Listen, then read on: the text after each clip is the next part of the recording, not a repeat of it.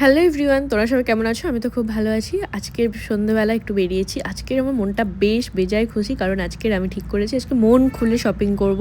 তো সে যেরকম বলা সেরকম কাজ, তাই চলে এসেছিলাম মলে তো শপিং করার জন্য। তো অলমোস্ট শপিং আমার মানে যেগুলো নেওয়ার সেগুলো কমপ্লিট করে নিয়েছি। এই যে এতগুলো ঠিক জিনিসপত্র নিয়েছি।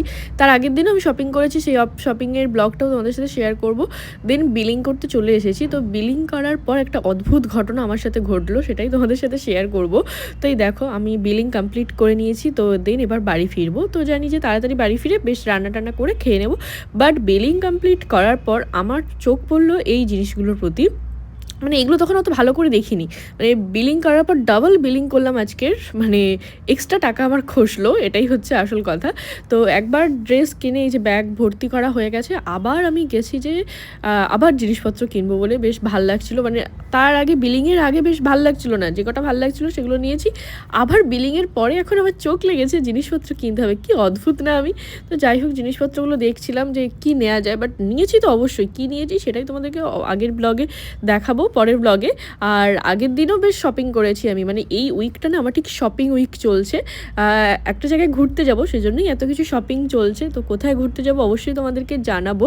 তো এখন শুধু শপিং ব্লগগুলো দেখতে থাকো। এই দেখো, এই ড্রেসগুলো বেশ সুন্দর ছিল, আমার বেশ ভালো লেগেছিলো।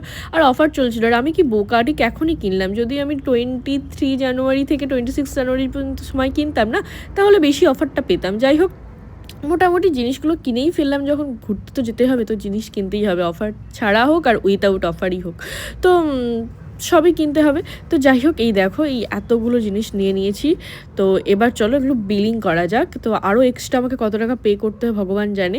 এই দেখো এই জিনিসগুলো নিয়ে নিয়েছি, এবার আমাকে বিলিং করতে হবে। মোট তারপরে তিনটে জামা নিয়েছিলাম আমি। তো যাই হোক, বিলিং কমপ্লিট করে এখন বাজে প্রায় 9:10 মতো, এবার বাড়ি ফিরতে হবে। এই দেখো এক ব্যাগ শপিং করে নিয়েছি। মানে আমার মতো পাগল মহিলা আর কোথায় আছে আমি জানি না। মানে একবার বিলিং কমপ্লিট করার পর আবার সেকেন্ডবার বিলিং কাউন্টারে গেছে নিজের ড্রেস আবার কিনতে।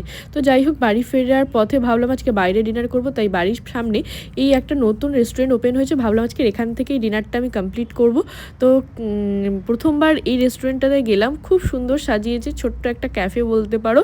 বেশ সুন্দর, আমার মানে সাজানোটা না এত সুন্দর লেগেছে কি বলবো। তো বেশ অ্যাস্থেটিক টাইপ। বাইরেও এখানে কাউন্টার আছে, কিন্তু ঠান্ডা ছিল বলে আমি আর বাইরে বসিনি। তো ভেতরেই রেস্টুরেন্টে বসলাম, বেশ সুন্দর।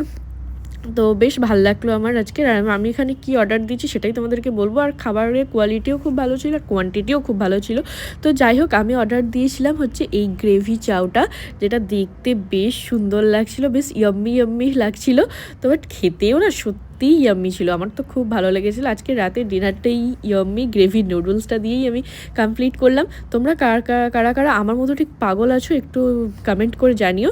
তো আজকের দিনটা বেশ আমার ভালো কাটলো। শপিং ব্লগ চলছে না, মানে শপিং করলে কার কার না মন ভালো থাকে বলো? আমারও বেশ শপিং করলে বেশ আমার মন ভালো থাকে। মন খারাপ থাকলে অবশ্য আমি শপিংই করি। তো কি করব।